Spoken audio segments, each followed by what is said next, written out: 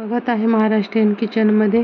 आज आपण आमरस ही रेसिपी पाहणार आहोत। उन्हाळा आहे, आंब्याचा सीजन आहे, तर आमरस हा झालाच पाहिजे।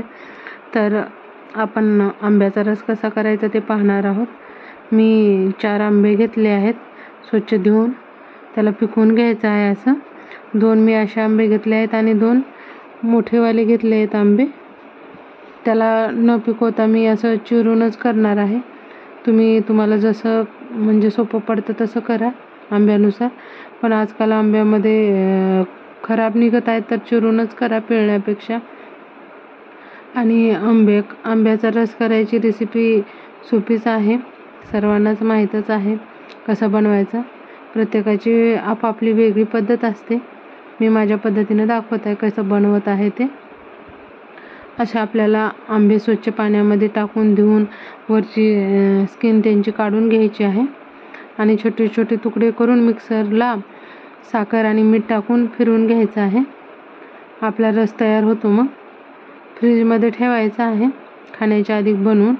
थंड छान लागतो रस खायला। तुमच्या भागात जे आंबे तुम्हाला भेटतील ते आंब्याचा रस तुम्ही बनवा, पण आंबा जर गोड असेल तर रस छान बनतो। आता मी छान बारीक बारीक तुकडे करून असं मिक्सरमध्ये टाकले आहे आणि जास्त गोड पण नाहीत आंबे आणि जास्त आंबट नाहीत। चवीनुसार आपण मग थोडेसं मध्ये मीठ आणि साखर टाकायचं आहे चव बॅलन्स होण्यासाठी। ऑप्शनल आहेत ह्या गोष्टी, पण मीठ आणि साखर टाकल्यामुळे आंब्याची चव छान येते रसाची। आपला रस आता बनला आहे।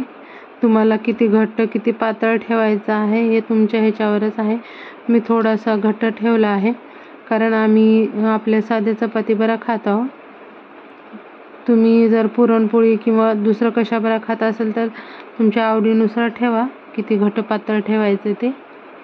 आणि माझी रेसिपी पाहिल्याबद्दल धन्यवाद।